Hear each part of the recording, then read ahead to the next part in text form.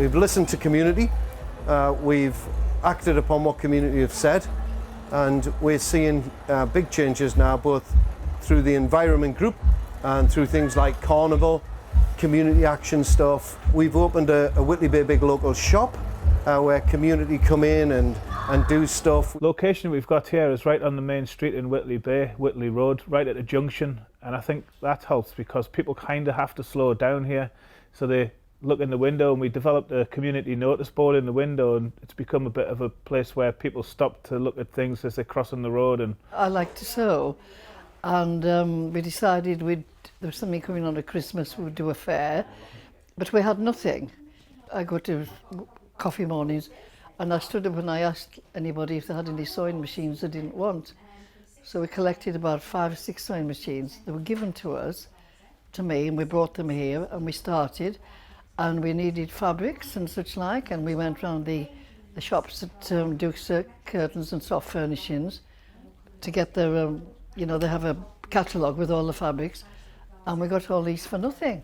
It's knitting at a but we have lots of people who just drop in as well and come for a cuppa and come for their lunch. And sitting around the table, you've got lots of people who actually would be normally eating alone. What impressed me most, this big table, we put it together, they had a cloth on, and we all sat round like a family.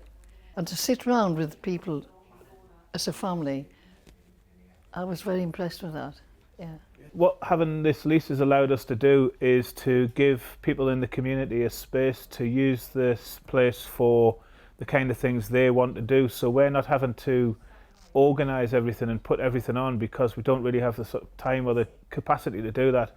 So if somebody wants to put a guitar session on for beginners, or if somebody wants to put a baby massage group on, or if somebody wants to do some kind of craft activities, they can have this space. And what we say is, if you want to make us a donation, our suggested donation is £10 an hour.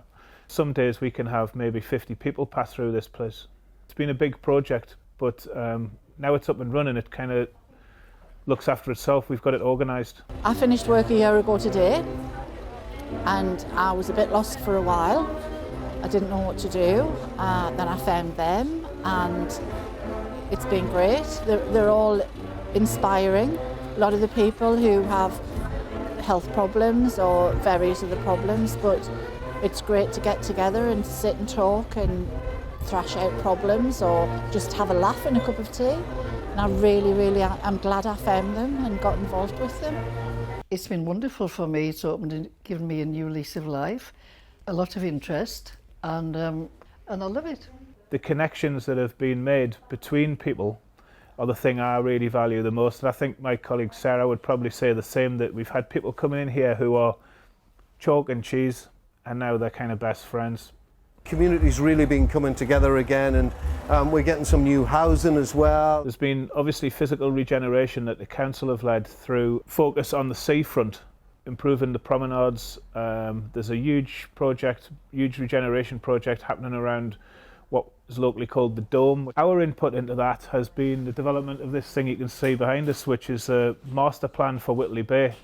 We work with a really great fella called Nick Wright, who's a local landscape architect. He has invested a lot of his own time into helping us develop this master plan, and the council have really kind of taken the plan on board. So the materials that they've used in the physical regeneration of the seafront and the colours that they've used in repainting things fit in with the master plan, which was based on a lot of community consultation as well as Nick's drive and passion. The environment group is very much about making Whitley Bay a better place to be. So it's about improving the planters on the streets, it's about improving street furniture, it's about improving the physical aspects. It's difficult to measure a feeling, isn't it? But it does feel better as you're walking down the streets now. It's a good place to be. It's just a nice place to live. Yeah, it is. Very secure, you feel very secure here. We've got some big decisions to make about what is going to be the future, if any, of Big Local post the 10-year programme. We've got some big decisions to make about, do we want to continue to invest in having a space like this, or do we want to go bigger and better and have a bigger space, and how are we going to manage to do that? We've got some big decisions about capacity, because a lot of the projects we have aspirations to do are things that people are really going to have to commit to and commit some time. And Big Local registered as a charitable incorporated organisation, a CIO, in March 2017. And at the moment that has been a vehicle to hold the lease on this building. So we need to make a decision as well about whether the charitable side of Big Local becomes the real kind of driver, or whether it just, is there to do the kind of things that an incorporated body can do. So I think those are some kind of challenges that we've got.